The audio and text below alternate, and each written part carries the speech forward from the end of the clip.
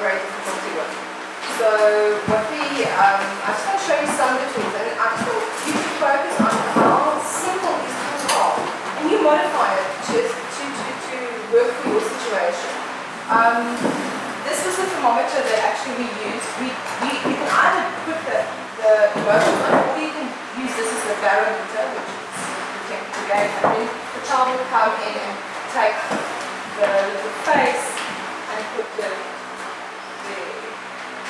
or there, whatever the case is, and then you can regulate through that. But the simplicity of it is really what it's about. And what I suggest is, it doesn't matter how old a child is, don't for 1 second think that a 15-year-old can regulate his emotions. And I know they might actually be annoyed if you use something like this.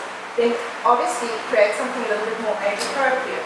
Use a system, like for instance, and I'm going to use the example of my kids because that's my favorite reference. And because we've got a small one, a big one, we adapt those issues. Got to the point where every morning on WhatsApp, I would send my son a picture, smiley face, of how I feel, because those little pictures are millions. I mean, it really gives you quite a good array, and then he has to send me one back. And the incredible thing was, if I would ask him, how do you feel today? Good morning, did you sleep well? Are you okay? I mean, fine. That is the blanket response, fine. But the minute that he started sending me the picture of how he felt, and it's just a routine that we got into, I was amazed at how not fine he is. Because he would always just comment fine. But when I started getting the pictures, I'd get a grimace face, I'd get a straight face. There'd always be something, and I was always very surprised, because if I had asked him, he would have just said fine, and I would have thought, I just think it's fine. He didn't know really how to express how he felt. And also, maybe he felt that if he did express how he felt, then I'm going to know what's wrong. He didn't want all of that.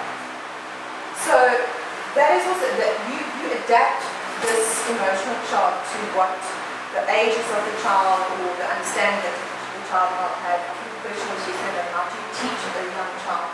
These emotions are very basic. And you can maybe take out baie gelukkig and sad. Because in the beginning they will either be happy, calm, or angry. And then you start building on the repertoire and increase that. So that's just an example of the thermometer. It really is important that these kids understand that there are more emotions than happy and angry. Because they will always just grab one of them. Okay, so if you have a situation where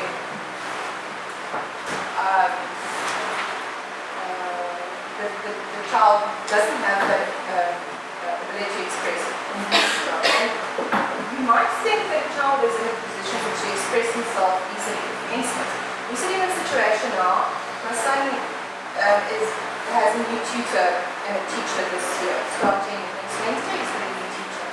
And he's 7 years old, he's had ABA, he's had intense therapy since he's been 3 years old. His development is absolutely incredible. He's severely autistic, right?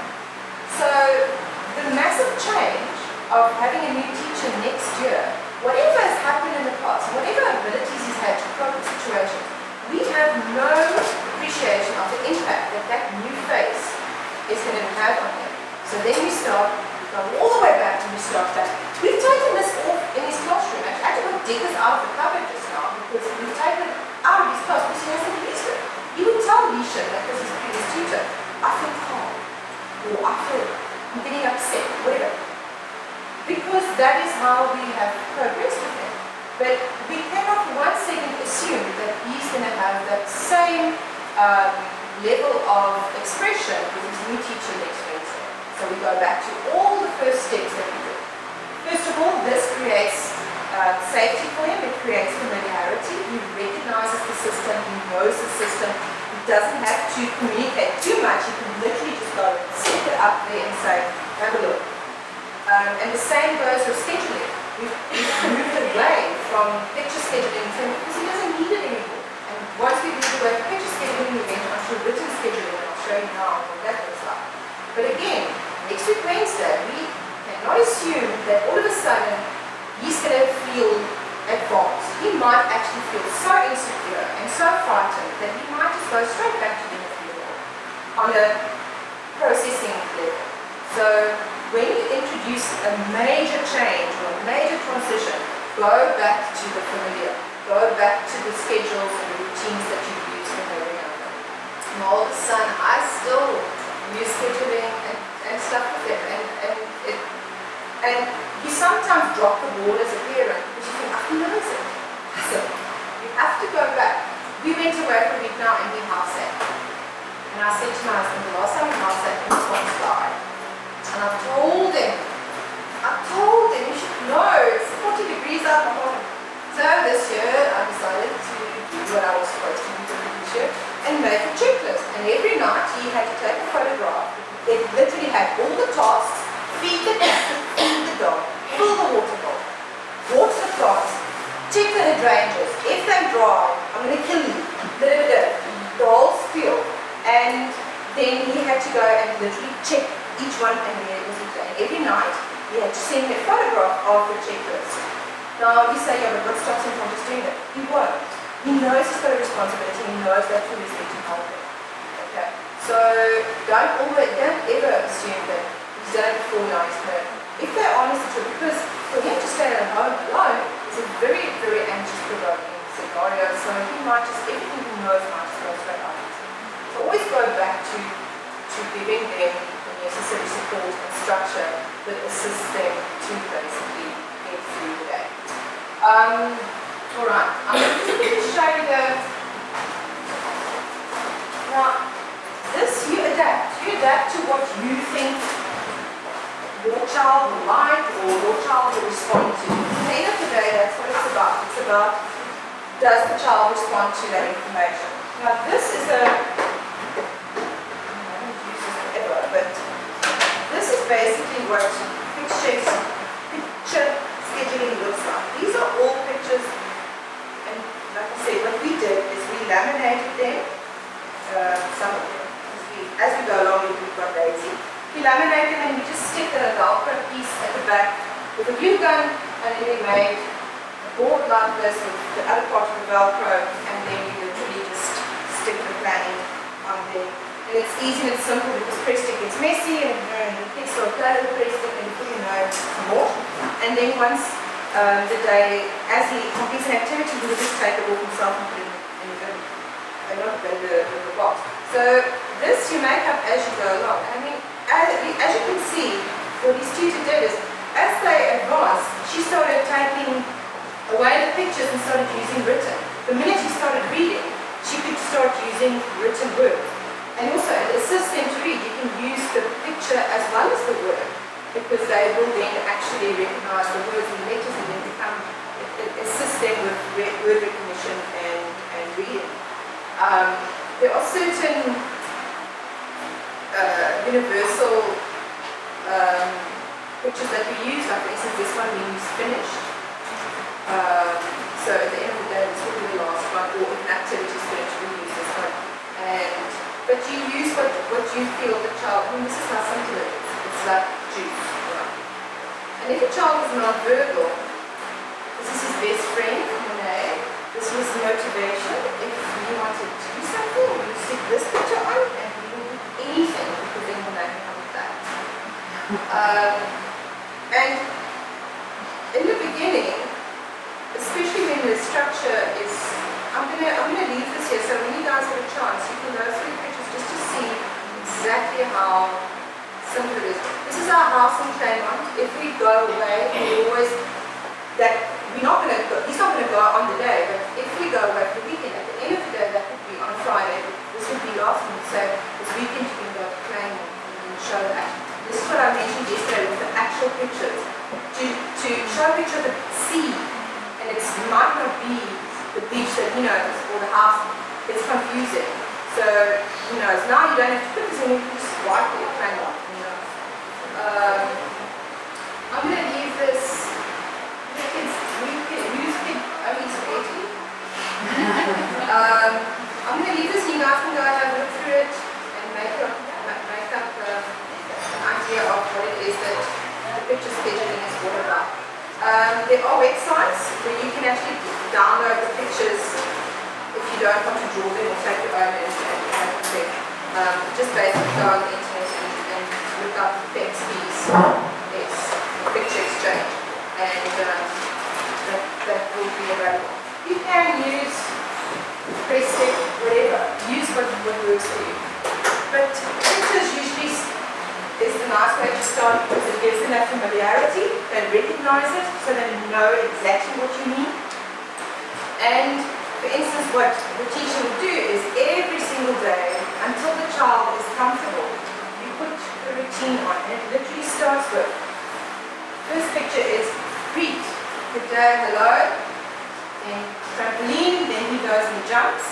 While he jumps, the teacher prepares the class, and then the first one would be, what are we going to do first? We're going to do weather, the weather, and the calendar, we're going to do what day it is, we're going to discuss this, which month is it, all those other things. And that routine also gives that child security. So he has, it's so sweet. He'd walk into the class and he goes straight to the calendar and he takes a pen and he marks down across on the day before because that day is over.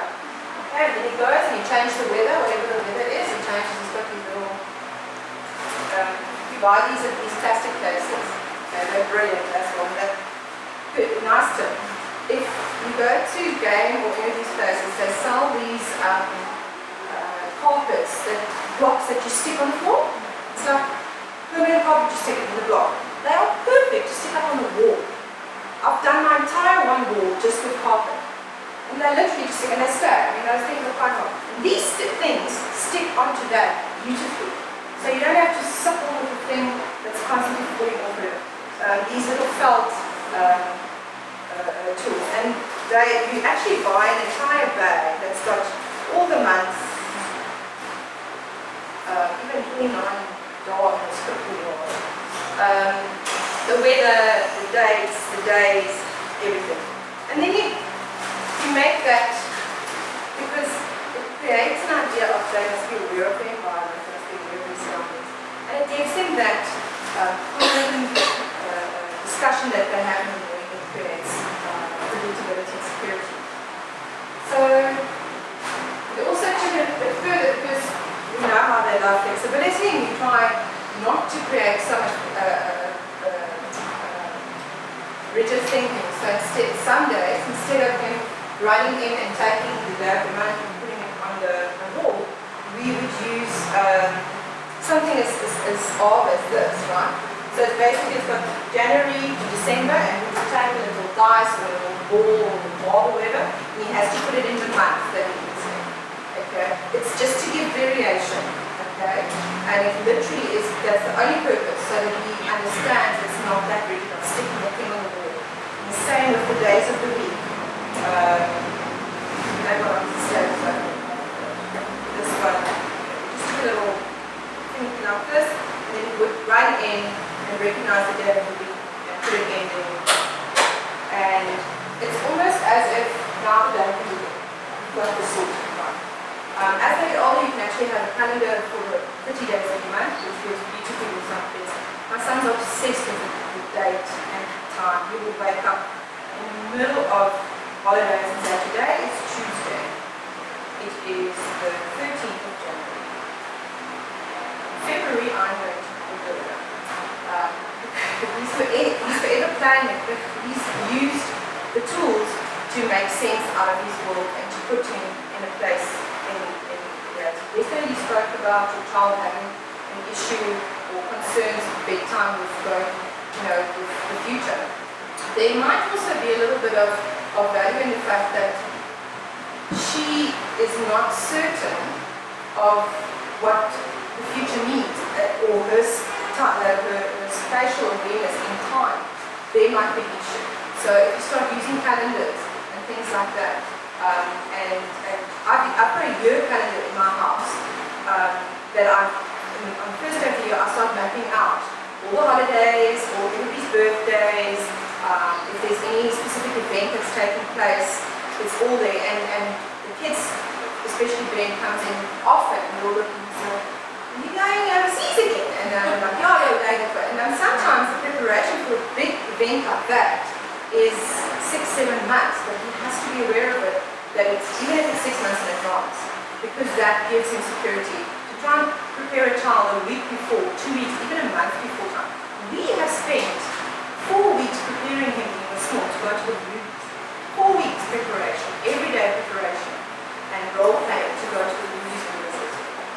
So a big, massive event like a big change in his routine takes a lot of preparation. Right. Like I said, make up the tools as you want and as you feel comfortable. I'm going to put these here, you guys are welcome to do this. Then, another tool that we use with regards to planning and organizing and assisting with children to process information is social stories. Now, I'm not sure. There's an actual little template for how to write a social story. Let's see that I've given you is that template. If you guys are interested in having it, I can bring it.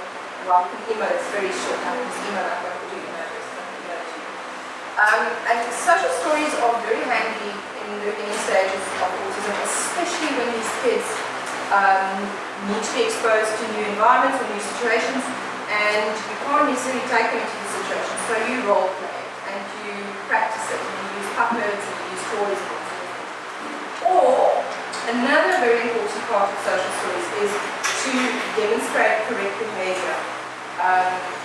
If a child presents with behavior that you're not happy with, whether it is hitting his sister, or screaming at his sister, or just not generally getting along with his sister, or not wanting to share, or any behavior that you don't approve of, if you want to modify the behavior, you have to present the child with the alternative behavior that you want, and telling them you have time, you have to show them. So it's either videos, there's incredible apps on the internet that you can put on your iPad or on Android, whatever the case is, that actually creates a social story, which is very useful and handy. I'll get to apps and internet for that. But this is an example of a social story that we did. Now, what we did is we wrote the story, and then we used the actual dollies that the dollies that I used in the photographs. Those are photographs that I took of actual toys. And then we read the story, and then we role played it with the actual dolls and toys. And the wonderful thing is when he would interact with his sister, and then he would say, this is Bennett, and this is Morgan. And what we would do is we would afterwards, when he would interact with his sister, we would play the story in his head. He would literally verbalize what he had just played with his sister to help him cope. Okay. So this is an example. This is the little boy that we use as a little toy. And it's a social story. There's a certain way to write it. Like I said, the template is a good guide to use. It is very concrete, very concise information, and starts with a couple of characters, and then it brings in the behavior, and then it brings the alternative behavior. And then it ends with a happy situation. En dis was about sharing. Ek speel met my vliegtuig, ek wens iemand wil saam speel. Okay? So he's expressing the need that he wants to share. He can't share. It is Morgan, sy speel met haar bal. Actually, she survived the bag. This is Morgan. The ball went missing too. Morgan speel graag met maats. Hallo Morgan, wil jy saam met my speel? Passion. Ons speel lekker saam. Ek het swaap. Ek gaan vir Morgan slaap. So dat is swaap. This is based on actual behavior that we need to change. We can figure it out yourself. This happens often. Hey Morgan, and then wow, yes, Morgan is hartstikke in kwaad sy loop weg. This basically explains how to play with friends, because he doesn't understand that he's heard somebody now, he wants to interact and wants to play. Ralph Morgan speel net met jou. En he doesn't understand why she upset with him. Morgan wil nie met iemand speel wat opsleep. There comes the lesson in it. Nou is het alleen, the consequence. And then the apology, ek is jammer, ek sal het nooit weer doen nie. And then Morgan speel weer, ek weet het, maar hy is en so we say no. So that is basically an example of something that we had an issue with. This is how we made up such a story for him, using an actual book that we made with photographs or whatever, and then obviously an actual voice that we used. And then this gets played every day. This game, this book is read every day, and it gets played every day because the more it gets, it's not a once or time he gets it. We literally play this over and over and over until it becomes, this is static thinking, this is the static part because he didn't get the dynamic part. He just couldn't understand if I play with something I can't do. I'm just playing, I'm going to be upset here, I'm playing. Okay. So then we have to bring in this. Now that he's older, he has basically had more life experience and has actually learned that when you hurt somebody they don't enjoy it. And if you do play, it's make-believe, you cannot touch. So even if he does play with us now and he wants to play anything violent, he knows it's make-believe. I'm just say right, so those are basically some of the tools that we use to help them to do what we do naturally. Alright, to understand the simplicity of it, do you see how easy it is to create something like that? It's not complicated. You don't have to have it bound and printed and whatever. You can take the photos and have photos on your phone, whatever the case is, with it. Alright, internet, Apple, iPad, tablets, phones. There are wonderful, wonderful, wonderful tools on at the App Store application specifically for autistic children. I left my iPad at home, but there are a lot of social stories. There's a lot of scheduling apps that takes all this paperwork out of it. The problem with that is that you have to again change it over from a bit of scheduling, a bit of iPad, so that they don't just now, because one day the iPad breaks and now we can't work, we don't know how to schedule, I refuse to look at the pictures, I refuse to work on paper, so you've got to mix it up. As they get older, technology becomes a very, very handy tool to assist. For instance, I've just explained to you what I do with my older son. And at the same time, there are incredible calendars on the iPads and phones that sync with other people's iPads and phones. So you've got a family calendar, which is what we've got, and if I put something on that family calendar, it goes onto everybody in the family's calendar. So if my son has an appointment somewhere, he puts it on, and then we all see he's got an appointment, so that we can either remind him, and you set reminders and stuff. So technology has really come a long way, and it is definitely autism friendly.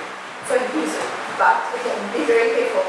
This is a very preferred medium for autistic kids because it is so concrete and because it's so stimulating for them to use. It is very easy for them to become obsessed with that again. So the timings, the reasons that it's used for needs to be controlled. You have to understand that you use this during the day for this. At night, you need so many hours to play or whatever the case is. And you put a lock. You put a lock on some of the apps that they can't use it in certain times of the day, and you put a lock on things that you don't want them to have access to when it's not playtime. So if you don't have technology available for your child, it's something worth investing in. You know it's expensive. Or alternatives. 5 or 6 senses, depending on what information you follow. But your senses is literally tools that assist your body to take in information from the world around you. Your brain is inside your head. It cannot feel, it cannot see, it cannot smell, it cannot touch, it cannot do anything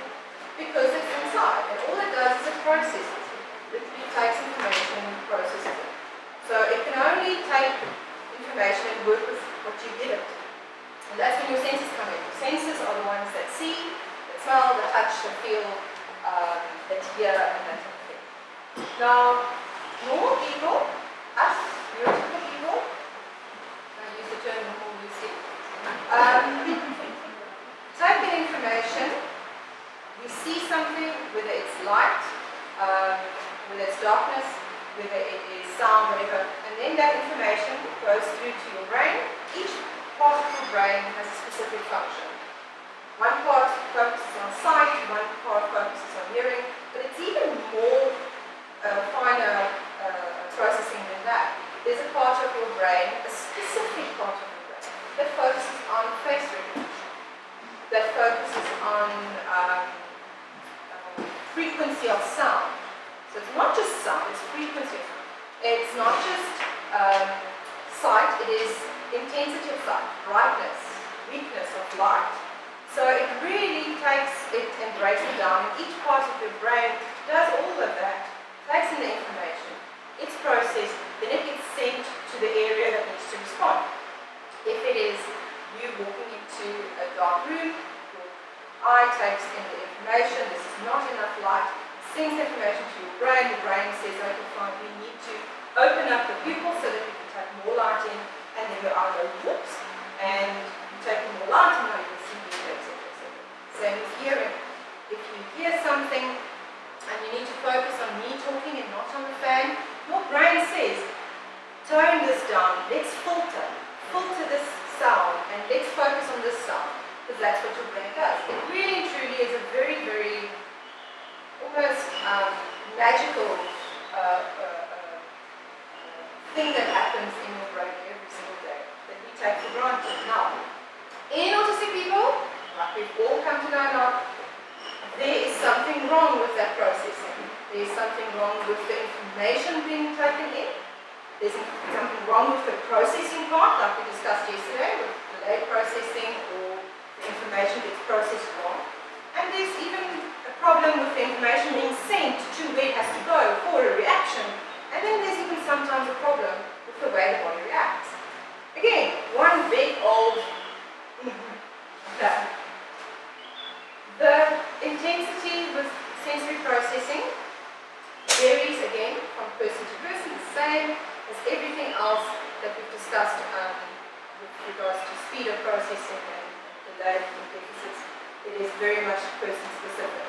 But the autistic brain, there are similarities in certain of the areas of the difficulty.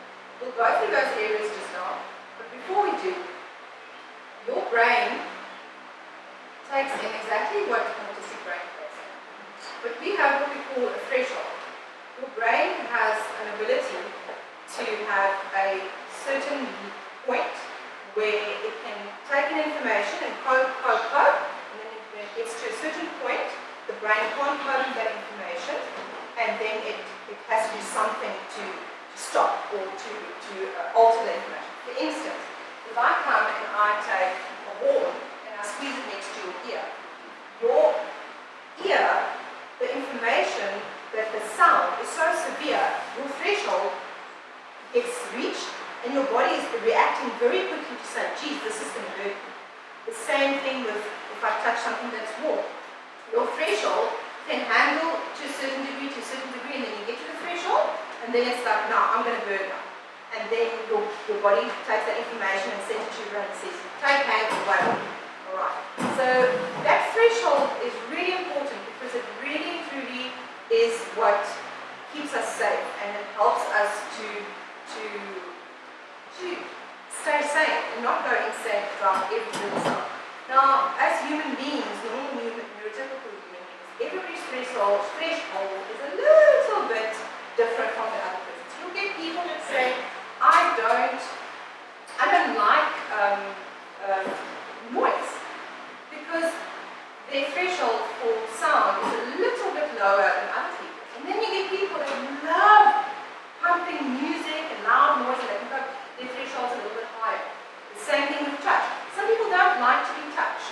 They're uncomfortable with it. It's their tactile sense. Their threshold is different to the next guy. The guy that loves to be touched, and the person that loves to be like a flippant cat, he just wants to, it's all groovy when you feel it. Again, it's about threshold. But I like, I don't like. It is, I cannot function. It is not an irritability. It is literally a distraction to the degree that they can't cope, that they can't function. Their threshold is so completely off the charts. It's either way too high or way too low, and that causes them to experience sensory stimulation very much different from what we, again, some of the sensory information, if it's, some people have issues with visual, some people have issues with tactile, some people have issues with taste, smell, some have issues with all five, some have issues just with one. So again, it is really, really person specific. It is probably the most neglected part of autism diagnosis, and it is probably one of the most important parts of autism, is the sensory profiling of the child. The reason being, sensory processing disorders or deficits is usually 90% to blame for behavior. The child, the processing of information is hindered by the fact that sensory-wise they can't cope. And it is, for some reason, an area that even professionals like Benjamin, they breeze over it. They literally like, just keep it on. They don't like right up. No, if you can, and unfortunately, the solutions to sensory deficits are so simple and so easy to implement. But you have to watch and sit and take time to evaluate a child. So if you are going to work with a child, the first thing you need to do is make up a sensory profile.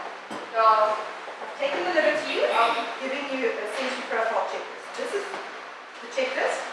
So you sit and you go and you watch, and you do it over time. You saw a test. Don't ever tell a child that also you're going to do a test, because then they just plus and that's the end of that.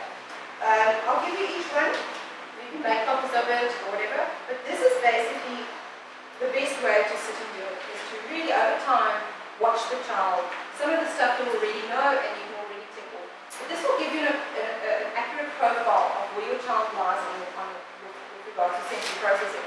And the importance of that is there are some of these sensory issues that can easily be overcome, and the tools for that is super simple. You will pick yourself if you like, couldn't think of it yourself. And when you do that, then it stops and it's fine. And you've taught the child to cope with that sensory issue. Sensory processing that presented with issues with the problem is partial processing or fragmented processing. And what that basically involves is there are bits and pieces of information that is taken, but not the whole picture. And that usually comes in, for instance, in face recognition.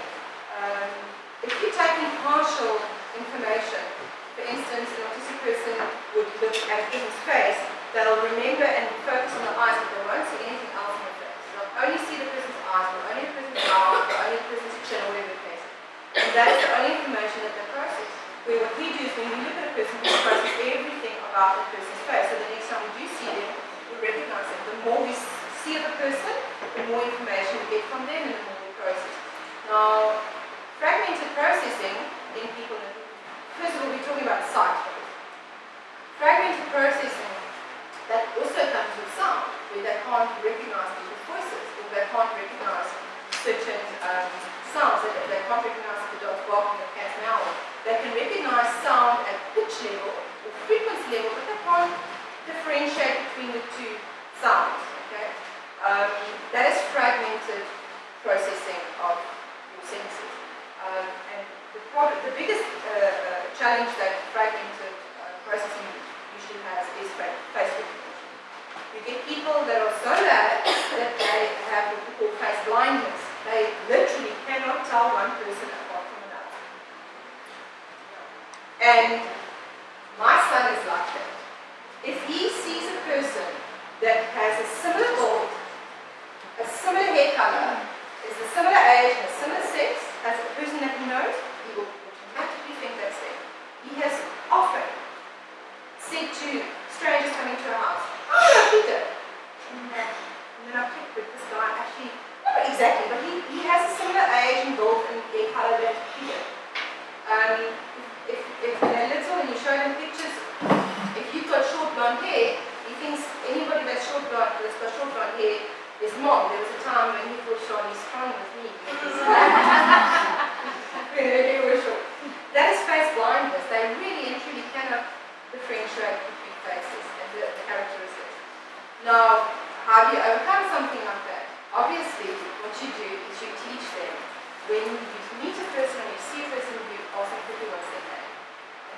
way we overcome quickly to differentiate between the next one.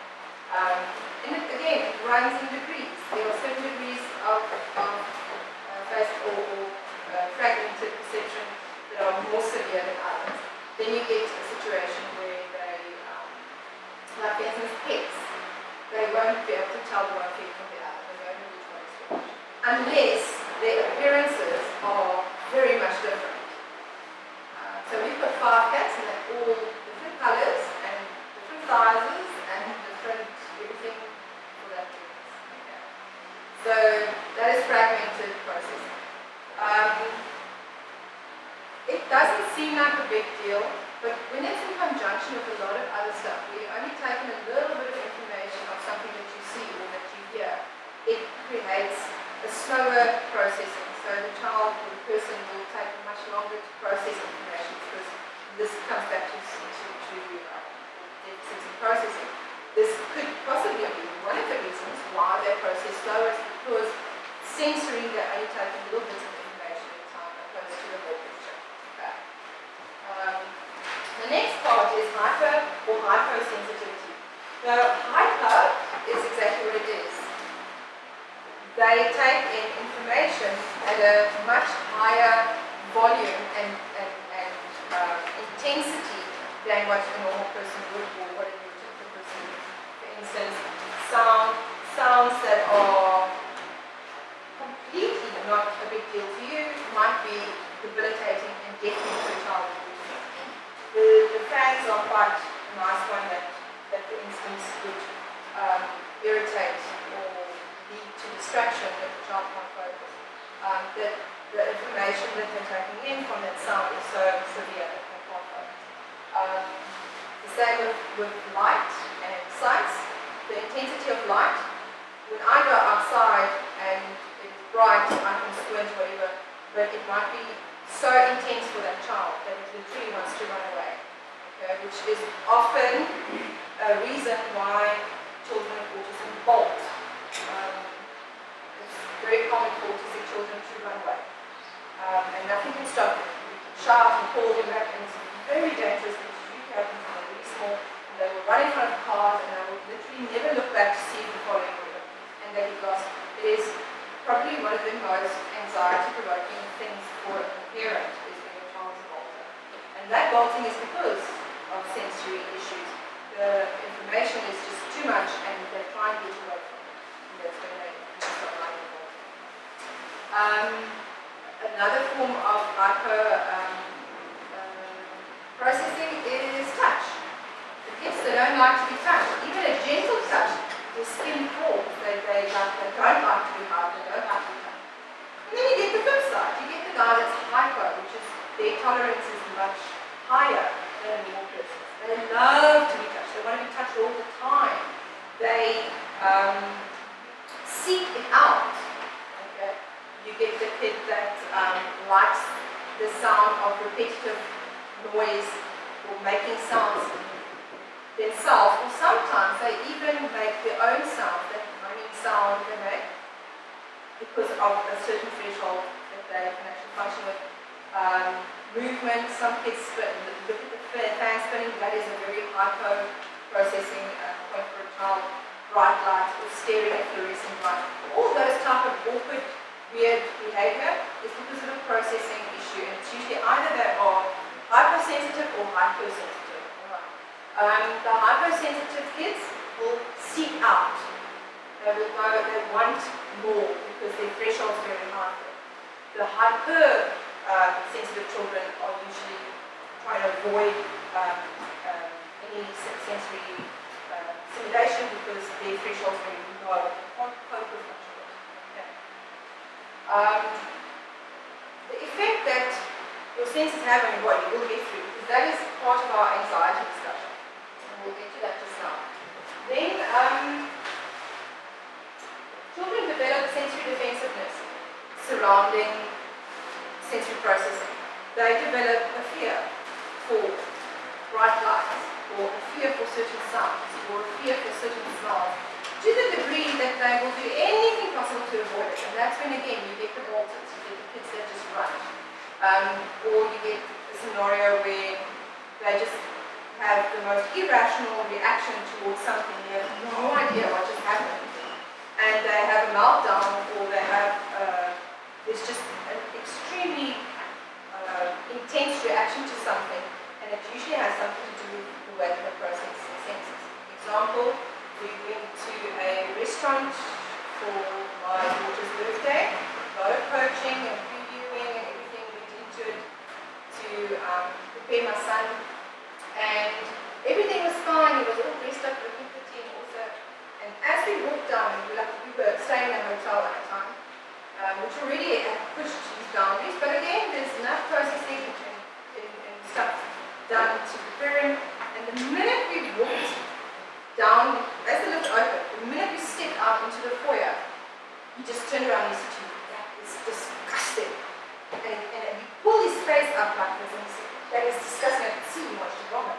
I said, "No, come now, man. It's Morgan's birthday. Come. We're going to have dinner now." And he said, No. And then he would do this like backtracking thing. And he knows he's not allowed to walk. And he knows that it's dangerous. So he was trying very hard not to, but you could see Mom's not getting the message.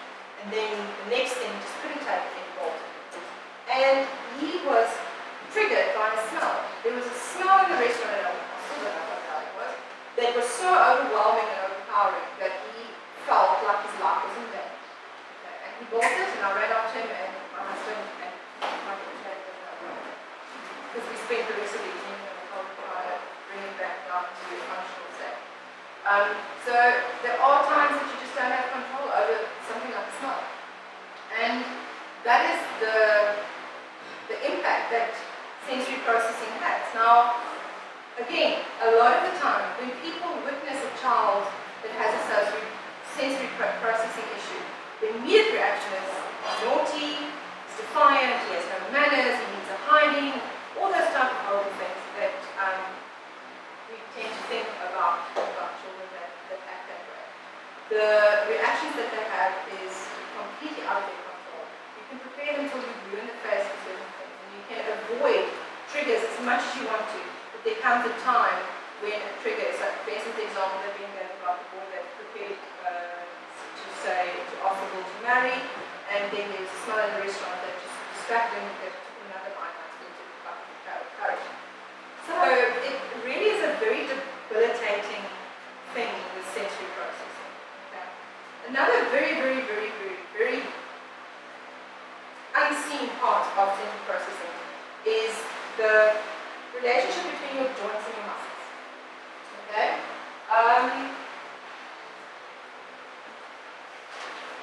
The word is a very tricky word. I can never say it. It's called proprioception. There we go. Proprioception is the stimulation between joint and muscle, and it is a part that causes a lot of discomfort for autistic children. It's a part that causes a lot of autistic children to be very clumsy, bump into things, drop things, have what is perceived as low muscle tone, what is perceived bad pencil grip. That is what prevents them from being able to write, that is what prevents them from being able to draw, all those sort of things. And basically what it is the amount of pressure that your body, the muscles, have between the joints, and that is what gives you the muscle tone, whatever the case is. Now these kids have a problem with that. That's why we have these weight vests and all these type of things that we put on them, or bags that we have put on their legs, or anything weighted. Now, those of you that are parents, if your child has a problem with this type of pressure, they will seek it out. They literally will seek pressure out at all times. When my boy was really small, he would sit and watch TV, and he would climb underneath the couches, the cushion. He would sit underneath the cushion because he wanted pressure. When he was a baby, a tiny 6-week-old baby, couldn't sleep, unless I had my hand on it. I can't sleep up there. And then I had a little bean bag that I put on top of him, and he would sleep. He seeked out pressure because his body was so uncomfortable and in pain because he didn't get the pressure. And that's why he was distracted so badly. Now, this type of sensory, and this goes under the tactile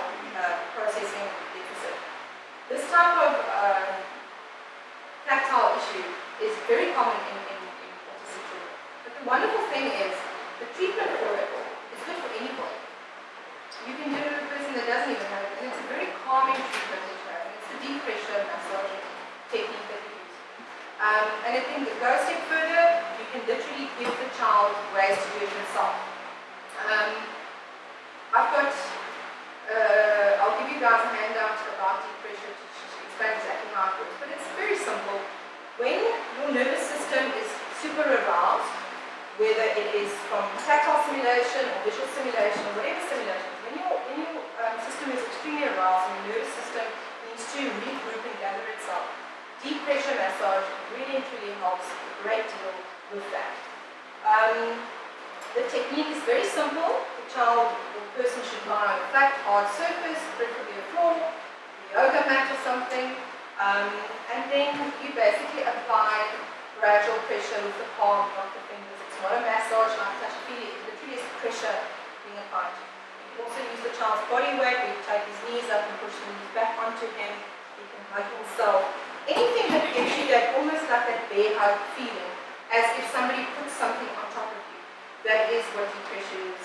And it really and truly is a miracle with all these kids. It refocuses their senses, it calms down their nervous system. In actual fact, every single day before my son starts school, he has a quick deep pressure massage, which his teacher will do with him, and then he literally is calm. Otherwise, he's like this, he shakes. He's like the energized body. And it's literally, often gets perceived as hyperactivity. It's not hyperactivity.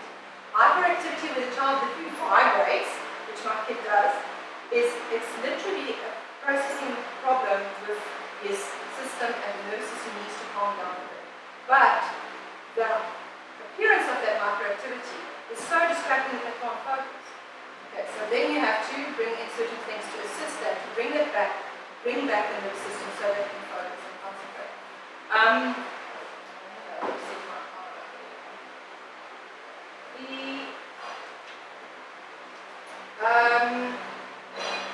Another way that we use to assist children with this pressure that they seek out and the relation between the joints and the muscles is jumping.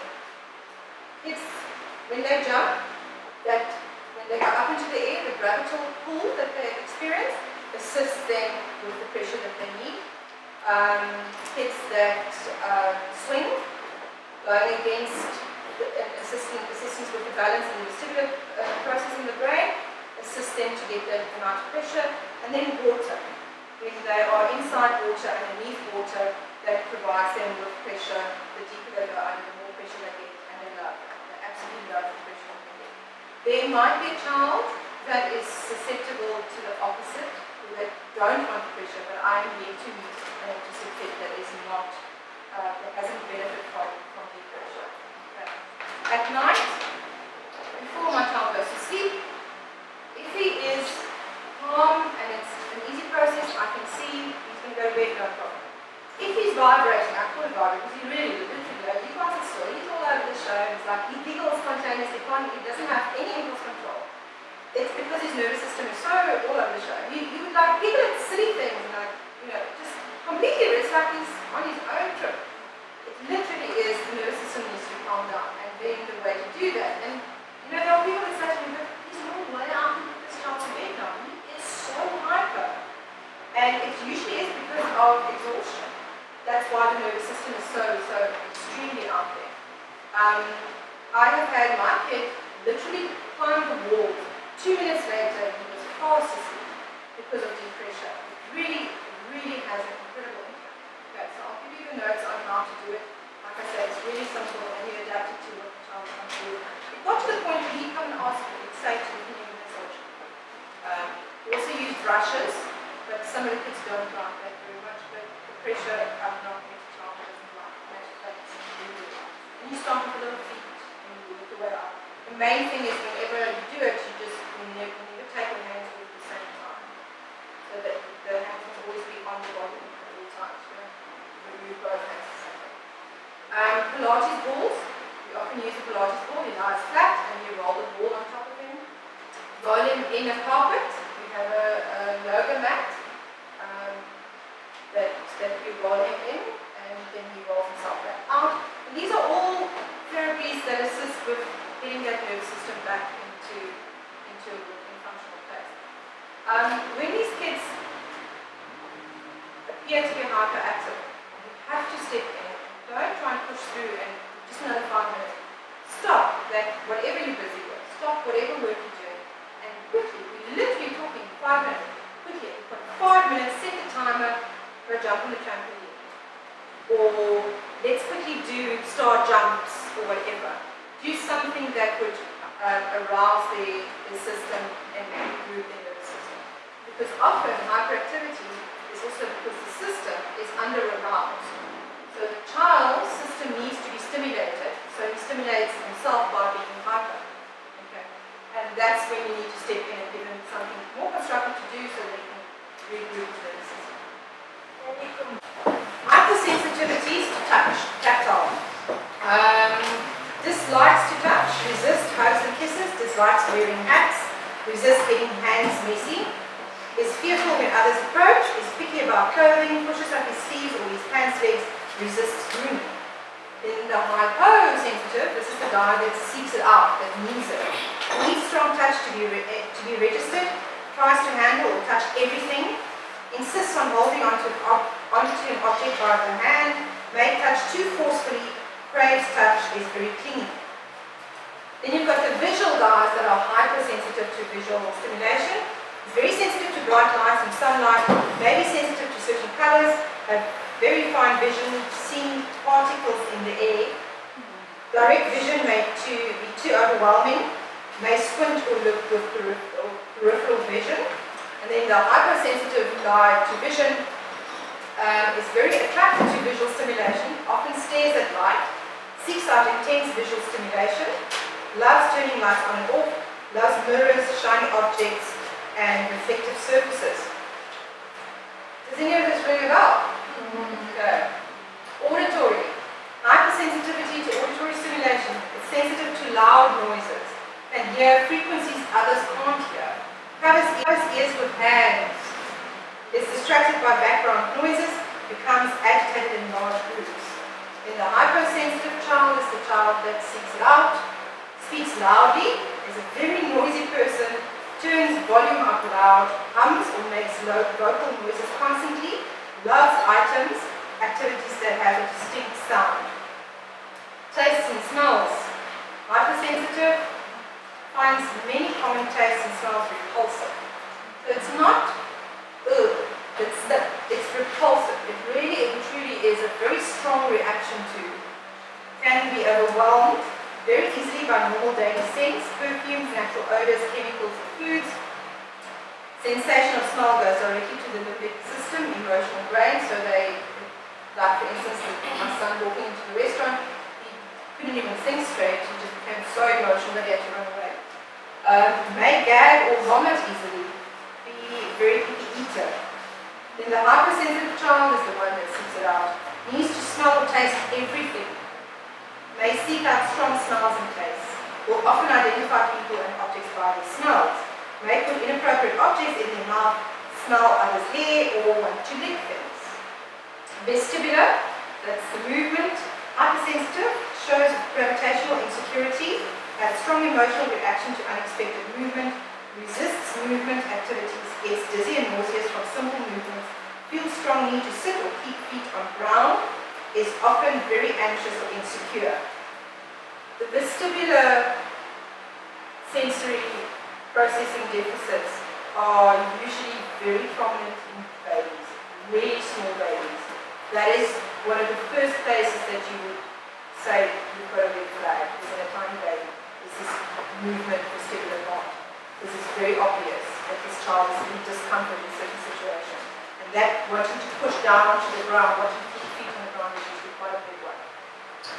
Hypersensitive is very active, always on the move, craves movement, climbing, falling and spinning, makes fearless, impulsive movements without regard for safety, rarely gets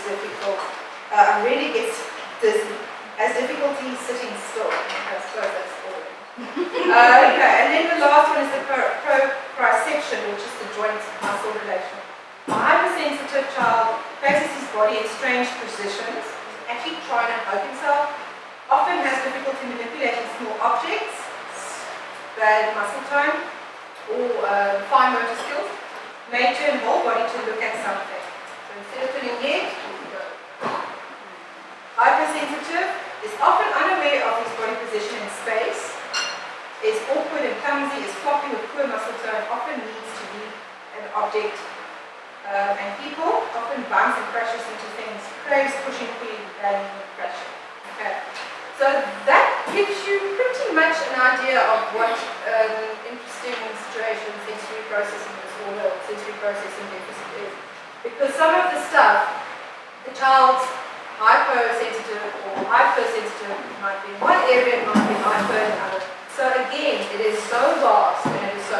That is why the sensory profiling of a child is extremely important. And that sensory evaluation form that I've given you is a really useful tool to make a profile of your child. And don't for 1 second think that the child or the person that looks okay is not suffering from sensory profiling, or cannot benefit from sensory profiling. For instance, a child like my son that has never really presented with any issues with regards to sensory processing, my older son. Now that my mind's open, I can see the issues that he's had. But he was one of those wonderful, wonderful autistic people. He would try and self-correct from a very young age. And he taught himself coping skills and mechanisms to self-correct without us even knowing that there was an issue with the brain or such things. So don't do a profile then, and then you can make the necessary arrangements or changes to lower the defensiveness towards it.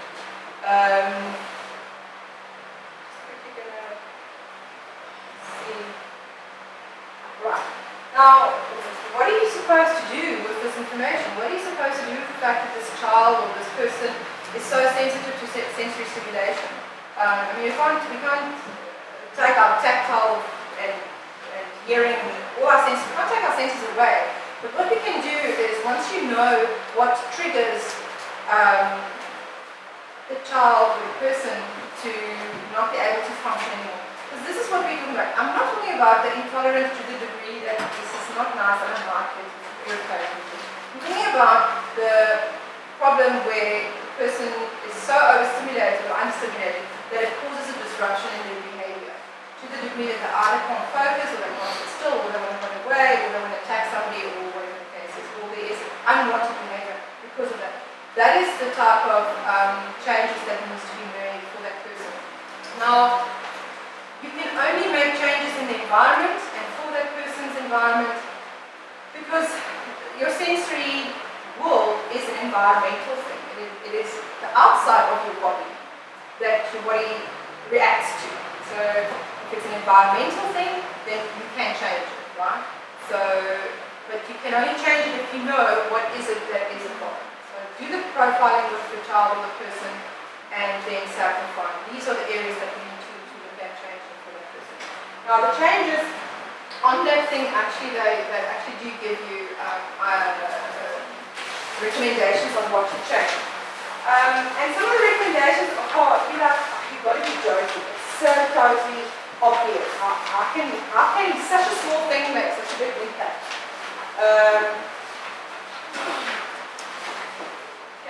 The impact that sensory overload has on a person can lead them to have a meltdown.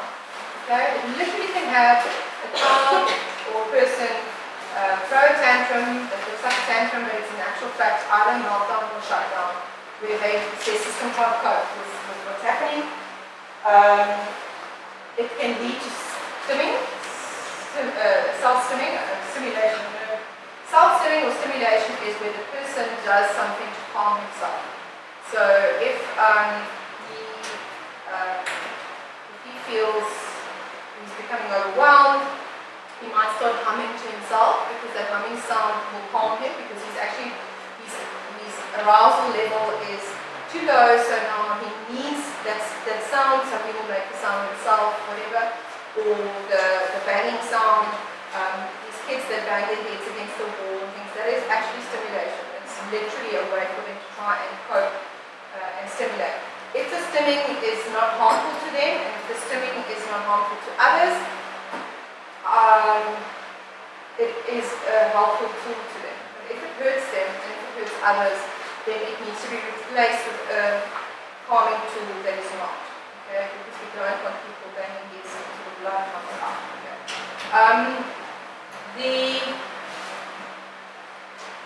Another part of stimming is jumping, trampoline jumping.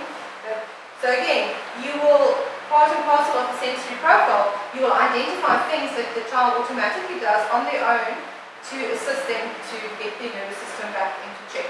So, and that's stimulating areas also. Make a note of that. And if it is a good one, for instance, jumping or kicking a ball or deep pressure, whatever, because they sometimes do it themselves, then, encourage it. But again, control, because they won't know when to stop. So you need to say to them, fine, you can go and jump, but you're setting the timer, because if you don't, they won't stop, they'll just carry on and on. Same with humming or whatever the case is. You have to put a time on it. Or if you're calm now, then you need to stop. Okay. It can also lead to rituals and compulsive behavior.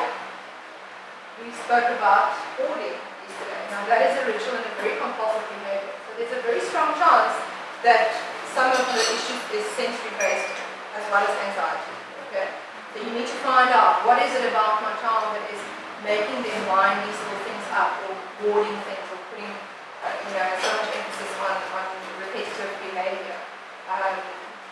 It can also lead to defiant and oppositional behavior, which is literally again similar to the tantrum, but not to that degree. It's more a defiant thing of, I don't want to put that shirt on. The minute you put the shirt on, they take off. The minute you put the shirt on, they take off. It's a sensory thing. That shirt is actually making them so uncomfortable that they can't bear having it on. And then you need to look at that. Is my child tactile sensitive? And if they are, then it's something that needs to be addressed and something that needs to be modified. The type of defined behavior with food as well. A lot of the kids have defined behavior towards food. They refuse to eat certain things, and it's not defined because I'm trying to be hard or difficult. It's literally a defense mechanism for them not to be overstimulated sensory wise, whether it's a tactile, taste, or even smell. Okay? And then it also can lead to disorganized and hyperactive behavior. And that's again where we said that if the child's understimulated, they will present with behavior to stimulate them so that they can get that boost to wake up or to feel stimulated. So the behavior that comes out of sensory issues are, again, a lot of the behavior is categorized as multi-defined for the untrained eye. So again, it just shows that behavior is always a form of communication.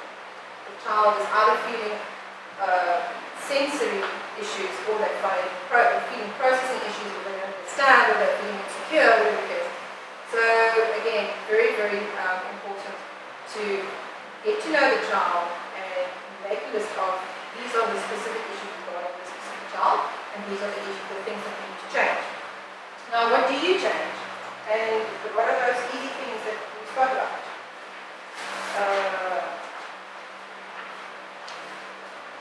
Okay.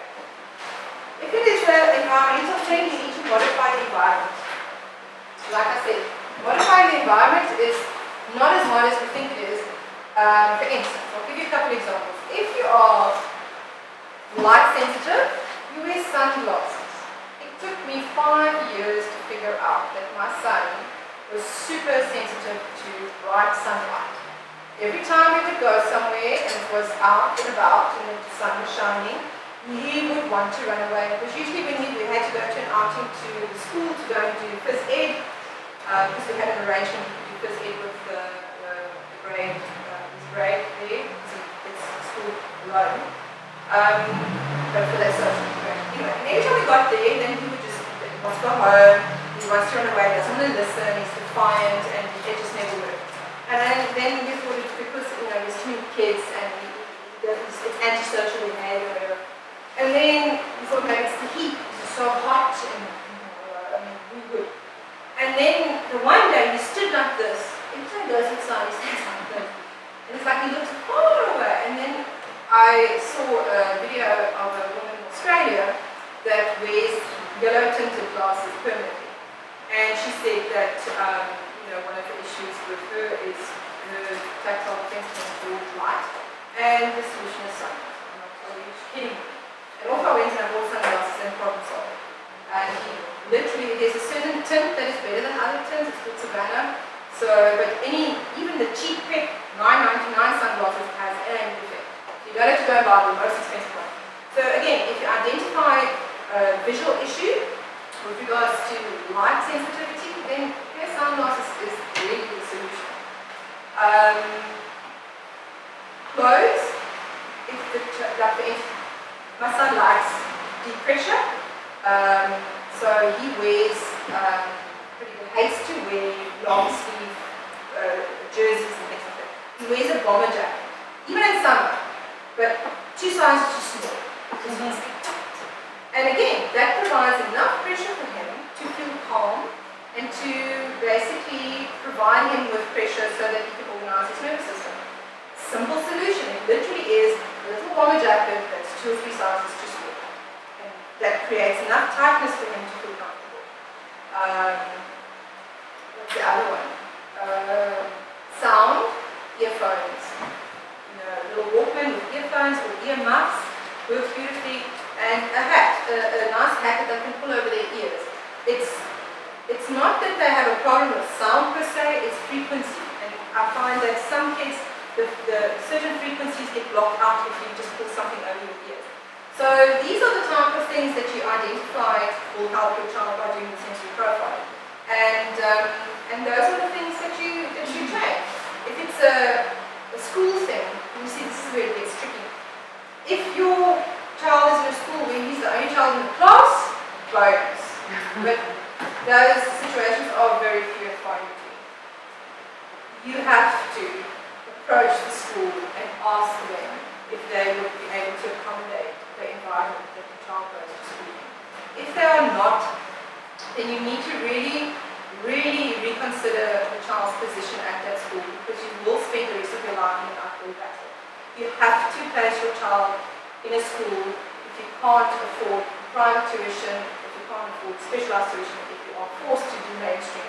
You have to find at least a school that is slightly sympathetic towards autism. And that will include the school making the necessary changes that will not only benefit your child, but will benefit the entire school.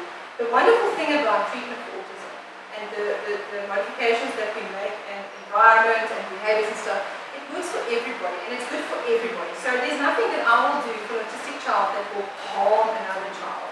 And that's the wonderful thing, and that's the selling point that you have to approach a school or an organization to say, this can only help everybody,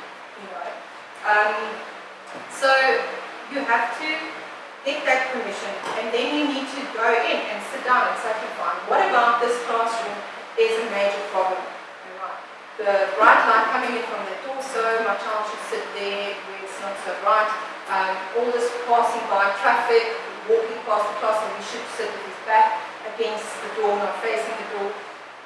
Oh, and we all know teachers love decorating their classrooms, but it is just, it literally, when I walk in there, I feel like it's going, the room's going like this.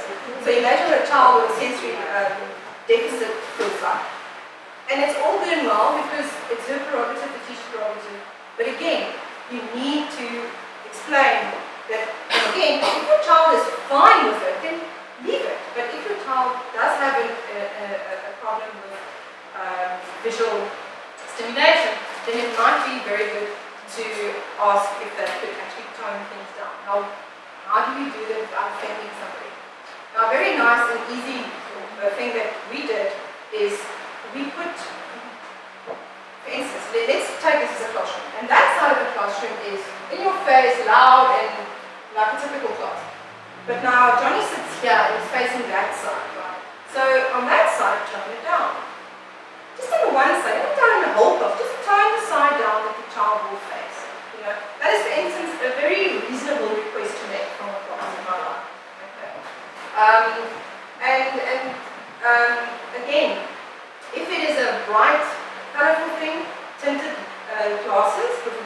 tinted lens might be helpful.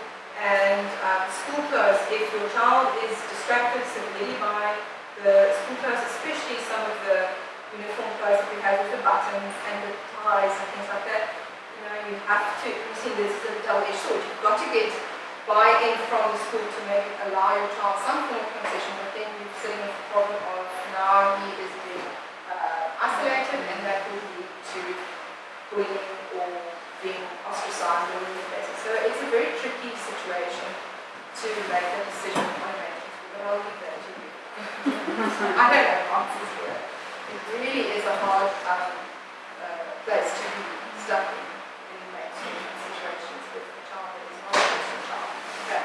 But the environmental changes that you make, if you can make them, see if they make a difference. If they don't make a difference, then obviously you're going the wrong way. Then mix it up, change it around. It's a hit and miss thing, and again, it comes back to observing your child. You have to keep looking at what it is that they are doing and what provokes them, and triggers. Triggers are something that you have to make a note of and then say, okay, fine, these are the triggers, these are the things we seriously need to avoid. And then there's a part where you can then also try and get the child exposed to sensory situations where they can actually change their tolerance. For instance, if they're hypersensitive to certain things in a very moderate, safe and secure environment, you can expose them to certain things and try and stretch their tolerance a little bit. Because it does have, they do have the ability to become more flexible even with that, with sensory processing. Like I said, I have been living in a small town for 6 years. If I go drive my car on the M1, I want to have a meltdown because I am so overwhelmed with all this traffic, and I literally get so anxious that I want to just turn around and come home. And it's not because I have a sensory processing issue. My tolerance has shifted over time because I am not exposed to that amount of traffic and I'm not exposed to those scenarios. So obviously my tolerance level for that has become lower and lower. The same thing with shopping centres. I mean, I used to love shopping, but obviously because I have excluded myself out of that world, my tolerance for that has become lower and lower. And I literally feel like I'm going to have a panic attack when I walk into a shopping centre on a busy day, 2 days before. Close ears with hands. Is distracted by background noises, becomes agitated in large groups. Then the hypersensitive child is the child that seeks it out, speaks loudly, is a very noisy person, turns volume up loud, hums or makes low vocal noises constantly, loves items, activities that have a distinct sound. Tastes and smells. Hypersensitive finds many common tastes and smells repulsive. So it's not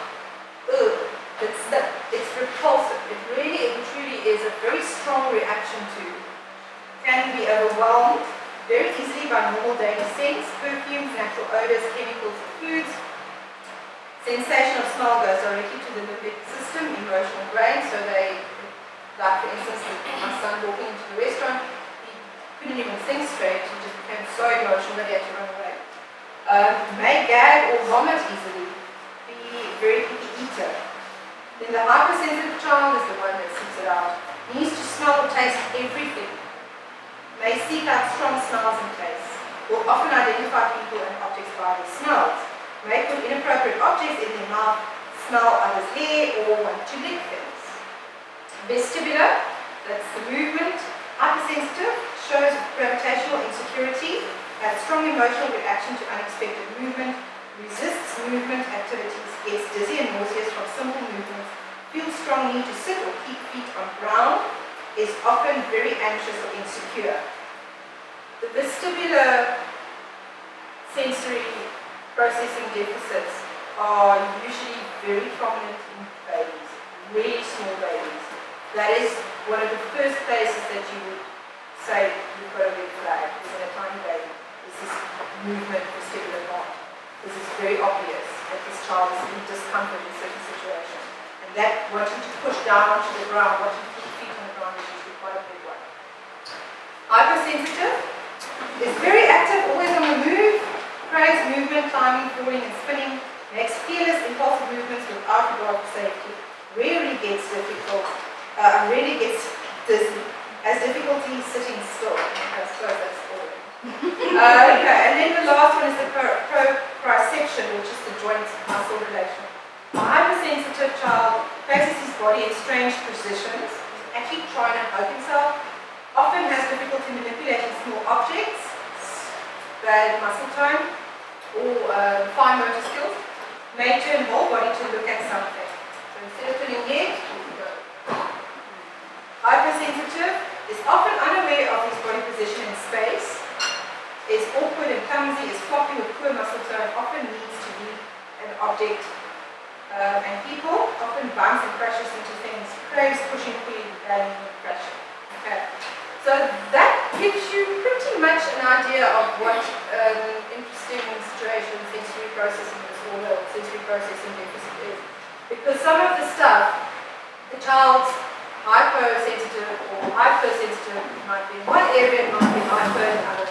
So again, it is so vast and it is so, that is why the sensory profiling of a child is extremely important. And that sensory evaluation form that I've given you is a really useful tool to make a profile of your child. And don't for 1 second think that the child or the person that looks okay is not suffering from sensory profiling, or cannot benefit from sensory profiling.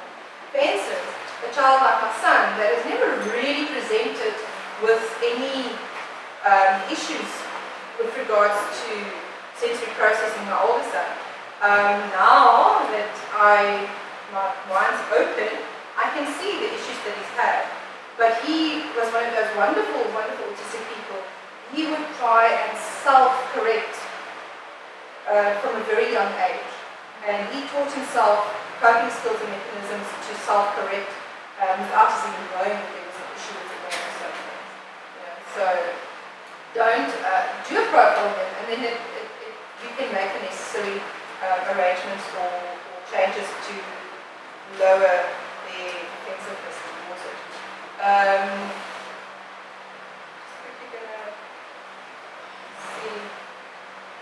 Right. Now, what are you supposed to do with this information? What are you supposed to do with the fact that this child or this person is so sensitive to sensory stimulation? I mean, we can't take our tactile and hearing, all our senses, we can't take our senses away. But what we can do is, once you know what triggers the child or the person to not be able to function anymore. Because this is what we're talking about. I'm not talking about the intolerance to the degree that this is not nice, I don't like it, it's irritating. I'm talking about the problem where the person is so overstimulated or unstimulated that it causes a disruption in their behavior. To the degree that they either can't focus, or they can't sit still, or they want to run away, or they want to attack somebody, or whatever the case is, or there is unwanted behavior because of that. That is the type of changes that needs to be made for that person. Now, you can only make changes in the environment and for that person's environment because your sensory world is an environmental thing. It is the outside of your body that your body reacts to. So if it's an environmental thing, then you can change it, right? So, but you can only change it if you know what is it that is a problem. So do the profiling with the child or the person and then self-refine. These are the areas that we need to look at changing for that person. Now the changes on that thing actually, they actually do give you recommendations on what to change. And some of the recommendations are, you've got to be joking. It's so totally obvious. How can such a small thing make such a big impact?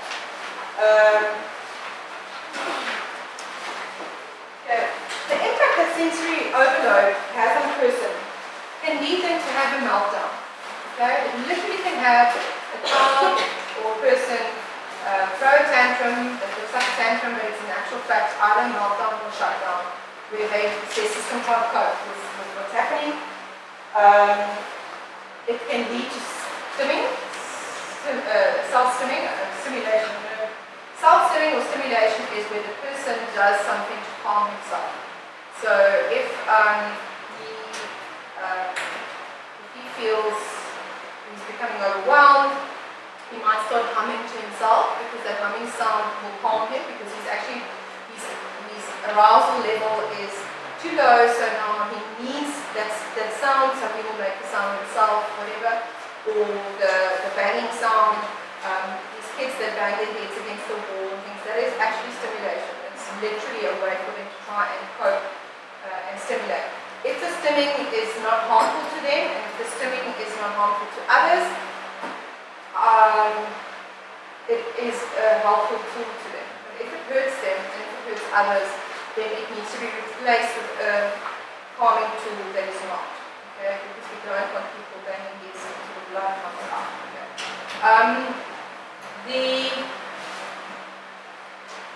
Another part of stimming is jumping. Trampoline jumping. So again, you will, part and parcel of the sensory profile, you will identify things that the child automatically does on their own to assist them to get their nervous system back into check. So, and that's stimulating areas also. Make a note of that. And if it is a good one, for instance, jumping or kicking a ball or deep pressure, whatever, because they sometimes do it themselves, then, encourage it. But again, control, because they won't know when to stop. So you need to say to them, fine, you can go and jump, but you're setting the timer, because if you don't, they won't stop, they'll just carry on and on. Same with humming or whatever the case is. You have to put a time on it. Or if you're calm now, then you need to stop. Okay. It can also lead to rituals and compulsive behavior. We spoke about hoarding yesterday. Now that is a ritual and a very compulsive behavior. So there's a very strong chance that some of the issues is sensory based as well as anxiety. Okay? So you need to find out what is it about my child that is making them line these little things up or hoarding things or putting so much emphasis on repetitive behavior. It can also lead to defiant and oppositional behavior, which is literally again similar to the tantrum, but not to that degree. It's more a defiant thing of, I don't want to put that shirt on. The minute you put the shirt on, they take off. The minute you put the shirt on, they take off. It's a sensory thing. That shirt is actually making them so uncomfortable that they can't bear having it on. And then you need to look at that. Is my child tactile sensitive? And if they are, then it's something that needs to be addressed and something that needs to be modified. The type of defined behavior with food as well. A lot of the kids have defined behavior towards food. They refuse to eat certain things, and it's not defined because I'm trying to be hard or difficult. It's literally a defense mechanism for them not to be overstimulated sensory wise, whether it's a tactile, taste, or even smell. Okay? And then it also can lead to disorganized and hyperactive behavior. And that's again where we said that if the child's understimulated, they will present with behavior to stimulate them so that they can get that boost to wake up or to feel stimulated. So the behavior that comes out of sensory issues are, again, a lot of the behavior is categorized as multi-defined for the untrained eye. So again, it just shows that behavior is always a form of communication. The child is either feeling sensory issues or they're feeling processing issues or they don't understand or they're feeling insecure, whatever it is. So again, very, very important to get to know the child and make a list of these are the specific issues regarding this specific child, and these are the things that we need to change. Now, what do you change? And what are those easy things that we spoke about?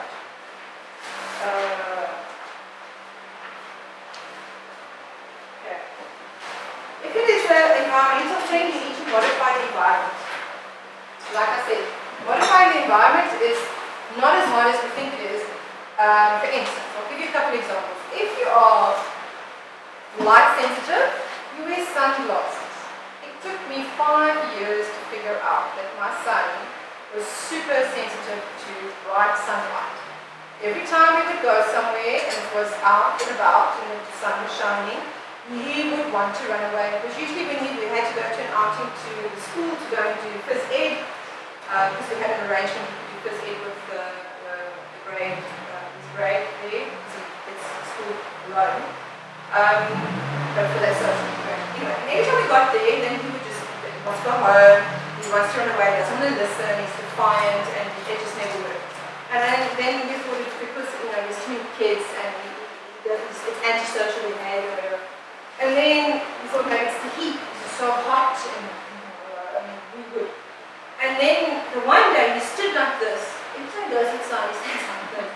And it's like he looks far away. And then I saw a video of a woman in Australia that wears yellow tinted glasses permanently. And she said that one of the issues with her is her tactile sensitivity towards light. And the solution is sunglasses. I'm not totally kidding. And off I went and I bought sunglasses and problem solved. And he literally, there's a certain tint that is better than other tints, it's called Savannah. So, but even the cheap pick $9.99 sunglasses has an defect. So you don't have to go and buy the most expensive one. So again, if you identify a visual issue with regards to light sensitivity, then sunglasses is really the solution. Clothes, my son likes deep pressure, so he wears hates to wear long sleeve jerseys and things like that. He wears a bomber jacket, even in summer, but 2 sizes too small. And again, that provides enough pressure for him to feel calm and to basically provide him with pressure so that he can organize his nervous system. Simple solution. It literally is a little bomber jacket that's 2 or 3 sizes too small. And that creates enough tightness for him to feel comfortable. What's the other one? Sound, earphones. A little Walkman with earphones or ear muffs works beautifully. And a hat, a nice hat that they can pull over their ears. It's not that they have a problem with sound per se, it's frequency. And I find that some kids, the certain frequencies get blocked out if you just pull something over your ears. So these are the type of things that you identify will help your child by doing the sensory profiling. And those are the things that you change. If it's a school thing, you see this is where it gets tricky.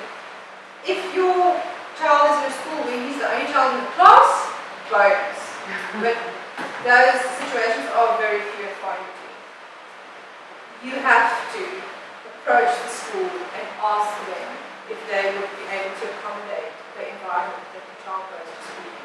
If they are not, then you need to really reconsider the child's position at that school, because you will spend the rest of your life in an uphill battle. You have to place your child in a school if you can't afford private tuition, if you can't afford specialized tuition, if you are forced to do mainstream. You have to find at least a school that is slightly sympathetic towards autism. And that will include the school making the necessary changes that will not only benefit your child, but will benefit the entire school.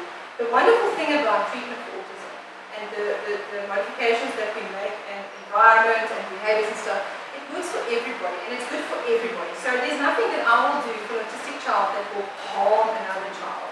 And that's the wonderful thing, and that's the selling point that you have to approach a school or an organization to say, this can only help everybody,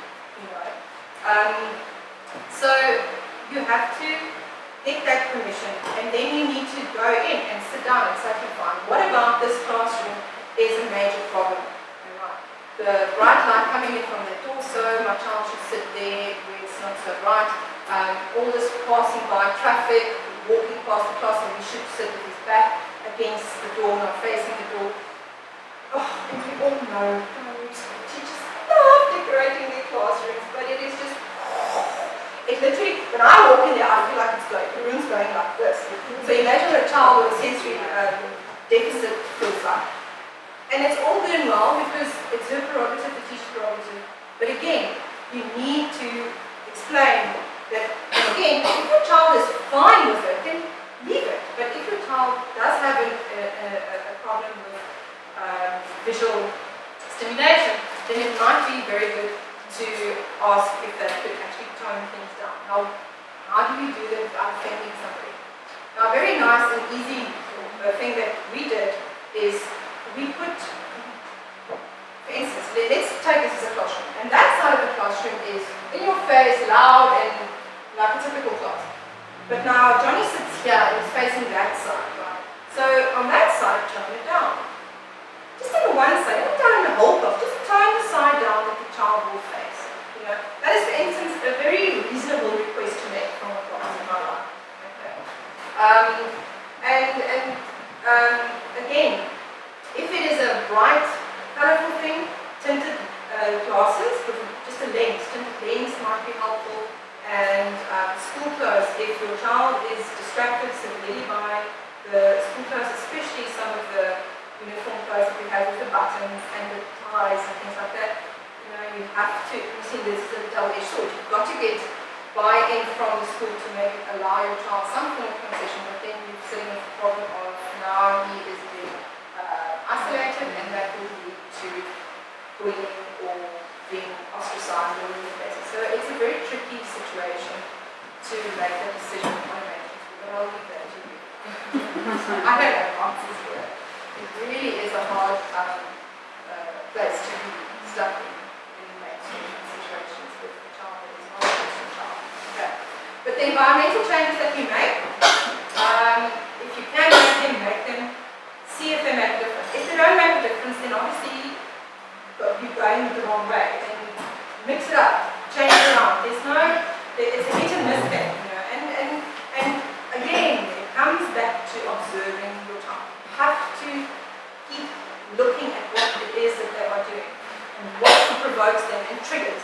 Triggers are something that you have to make a note of and then say, okay, fine, these are the triggers, these are the things we seriously need to avoid. And then there's a part where you can then also try and get the child exposed to sensory situations where they can actually change their tolerance. For instance, if they're hypersensitive to certain things in a very moderate, safe and secure environment, you can expose them to certain things and try and stretch their tolerance a little bit. Because it does have, they do have the ability to become more flexible even with that, with sensory processing. Like I said, I have been living in a small town for 6 years. If I go drive my car on the M1, I want to have a meltdown because I am so overwhelmed with all this traffic, and I literally get so anxious that I want to just turn around and come home. And it's not because I have a sensory processing issue. My tolerance has shifted over time because I am not exposed to that amount of traffic and I'm not exposed to those scenarios. So obviously my tolerance level for that has become lower and lower. The same thing with shopping centres. I mean, I used to love shopping, you know, but obviously because I have excluded myself out of that world, my tolerance for that has become lower and lower. And I literally feel like I'm going to have a panic attack when I walk into a shopping centre on a busy day, 2 days before Christmas. And it's not, again, that I have a sensory processing issue. It is because my tolerance has changed. So if you can change, you can actually extend or shift the child's tolerance, but very small steps. And again, same as everything else with flexibility, make sure that the child is not pushed beyond what they're capable of, because you will end up with a meltdown situation. Grandma says it's fine because boys are slow and girls, and so let's wait another year.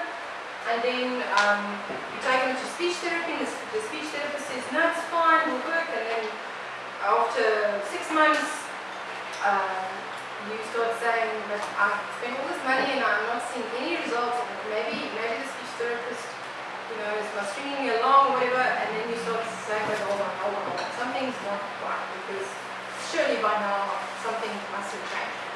Okay. The first thing the reason why a lot of speech therapy doesn't help autistic children is because the deficit isn't in speech, the deficit is in language formation. And there's a very big difference between speech and language formation. Speech is the ability to make sound. And that is when a speech therapist can help you, or an occupational therapist can help you. They help you to formulate sound and stuff like that. Now,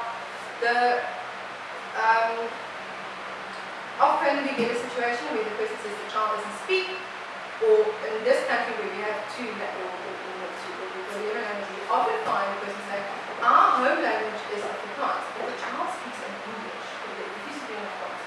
Um, first of all, what the child's doing is not speaking, it's called echoing. Okay? He's literally taking information from TV and he's making the same sounds. He has no idea what it means and he's literally just echoing the same sound. That's why there will always be an accent involved. There will always be a British accent or American accent because of the sound that they copy, they echo. And then you also get the situation where people say, we've been to the speech therapist, and if a child can make sound, he can speak. The problem is not speech, this problem is language formation. Now, language formation is one of the big deficits in autism as well. It's because of the area, there's a certain area in your brain where language is formed. And again, you've got a cognitive processing scenario in your brain, you take information in, the information goes to certain parts of the brain, then it gets moved over. Now, how speech works is, you've got information that comes in, whether it's verbal or tactile or, all your senses get this information. And then it gets to a certain area of the brain where it then gets decoded as such. Okay? Not deprocessed, it just gets decoded. The brain puts it in a certain compartment. And then from there, it gets moved to the processing part. Okay? And then that processing part, that is now when it gets processed, and the brain then gets told what sounds to make and what words to put together in sentences and stuff. And then it goes from the processing part to the execution part. And at the execution part, you speak. Okay? That is how language works. Making a sound takes place in a very different place in the brain, and it doesn't get decoded. It just gets processed and it gets repeated. Okay? That is sound formation. So it's very much different. For instance, if you stutter, you can stutter, but you can sing. Why? Because stuttering has to do with language formation, and singing has to do with the making of sound. Okay? They are two very different things. And unfortunately, a lot of people talk about speech delay in autistic kids. It's not speech, it's language. Now, because of the way that the language gets decoded, processed, and then action, the theory has always been that there's a problem with the neural pathways between the areas of the brain. So the theory is that from the decoding to the processing to the action, there is a short circuit in the neural pathway. There's something wrong with the electricity in the wire and that stuff. And that's very much true. But recently, studies have been indicated that it's more than just the pathways. There's actually a problem with the language processing. And the decoding part is fine, but there's a problem with the processing. Something is not gelling and something is not working, and that's why the processing of language is hard. It's not impossible. Some kids or some people, language formation is impossible. They cannot speak because they cannot form language. They really, it's non-verbal guys, they're intelligent, they go to university, they're professors, they do all sorts of wonderful things, but they cannot speak. Okay? It's the language formation. They can make sound, so there's speech, but there's no language. Then you get the child that for whom it's difficult. Language is difficult. That's why when you've got a small child, you teach them to speak, but you actually teach them language. That's why when we start with the words, they make the sound, and then from there we work onto the sentence. Now, as they get older, if there's an issue with the processing of language, you will see when the child gets older and they learn language. Language in speaking is a very natural process. It just flows, right? Unless you don't know the language. If you don't know the language and you have to speak in a different language, you literally have to take every single word, translate it in your brain, and push it out and try and make sense of it in whatever the case is, right? Now, a similar situation is what happens with an autistic brain. The speech, doesn't matter if it's the language that I was spoken to, that is still a very hard process. It does not come naturally and it doesn't come simultaneously. So, for instance, if my son speaks, he can speak, he's got fantastic vocabulary, but when he has to speak in a sentence, you literally see him thinking every single word he would say. It will start with a lot of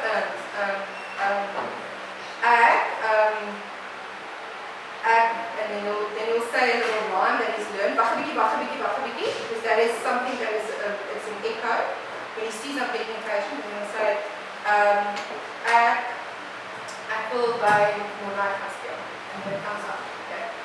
And you literally see the process. It's not a smooth process, it is a word for word translation happening in the brain. The reasons for it, like I said, it's still being investigated why it's happening and what is going wrong with the process. But that is basically the gist of language. Now, what happens when we speak? We allow for a very short time for people to respond in, and if they don't respond, then we start looking over them or looking at places. And the problem is, a lot of these kids, and there's a lot of theory as well, that some of these kids choose not to speak because they don't get a chance to respond. And they give up. They literally give up on speaking. They are so used to people asking a question, and before they can answer, never mind answer, but before they can process, they get bombarded with the next information, and then they get confused, and then they shut down, and then they have a meltdown. So now we just don't say anything at all. Okay? So there is theory that some of these non-verbal people actually do choose not to speak. If you look at successful, well, how do you run successful? If you look at autistic people, there are adults that have achieved things in life. For instance, Temple Brandon, and there's a couple of others. I saw a video the other day of a young man as well. When you look at them speaking, you can literally see how hard it is for them to speak. They literally take word for word, and you can see it, it's slow, and they take the time, and then they put the stuff together. And then sometimes they'll come in with a smooth sentence, but then you can recognize it as a learned sentence, you know. So be aware that language formation is not easy for autistic people. You have to be patient, you have to give them time to process, and you have to give them time to respond. But the more they practice it, the better they will come. So encourage speech, but never ridicule or be so impatient that they want to stop speaking altogether. Because that sometimes do happen, where they just get so stressed and anxious that they're not even going to try, and performance anxiety comes in, you know, kind of thing. So yeah, that's the whole thing about speech and language. There is a very big difference, and unfortunately, most of the professionals that are speech therapists, because that's the first person you go to speech therapist. If you are going to go to speech therapist, or if you are going to go to an occupational therapist to deal or assist your child in speech, make sure that they are specialized in autism, because very few are, and very few will know how to handle a child that's on the spectrum if you're just an ordinary speech therapist. Okay. My son was in speech therapy for 6 months, and I kept on saying to the speech therapist, because I started doing my own research about speech delay and autism kept on coming up, and I kept on saying to her, shouldn't we have him evaluate autism? Because I just read, no, he's too social for autism. And this is a speech therapist, a qualified speech therapist that discouraged me from getting a diagnosis because she just didn't know, she wasn't an expert in autism. So if you do get that therapy, make sure that it's a person that is specialized, because that person will understand that it's more than speech, it's about language formation. Okay. Any questions? Do you have a list of references people that we can refer to? Yeah. Yes. What do you think of now?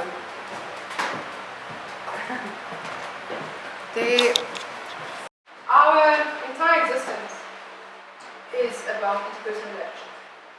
What sets us apart from animals and stones and stuff is the fact that we can have interpersonal relationships. Now you look at a situation where that forms such a big part of your life, or our lives, and now that part of your world is broken. So now what? What do? You have the same desire as a person that is not broken, or that part of your interaction is working fine. You have the same desire to have friends, you have the same desire to have relationships, you have the same desire to one day be married and have kids and all those things, but you have absolutely no frame of reference to be able to do that. In actual fact, being in the company of people or being in a social environment makes you extremely anxious, to the degree that a lot of these people check out by becoming hermits or just avoiding people altogether, and a lot of them are exposed to a lot of bullying or isolation. Right. So I think it's very clear from what it's dealt with so far why socially they struggle to fit in or make connections with other people. If you look at the disorganized cognitive function and the deficits these people have in sensory processing and in all the other processing areas, if you look at all of that and you say, this person struggles to make sense out of a world that is black and white, how on earth are they going to make sense out of a world when it's like a rainbow, when there's all these other things happening? Because part of our social communication and interaction is this non-verbal stuff that happens. And not only is there all this non-verbal stuff that takes place, body language and mood and cultural differences and language, not only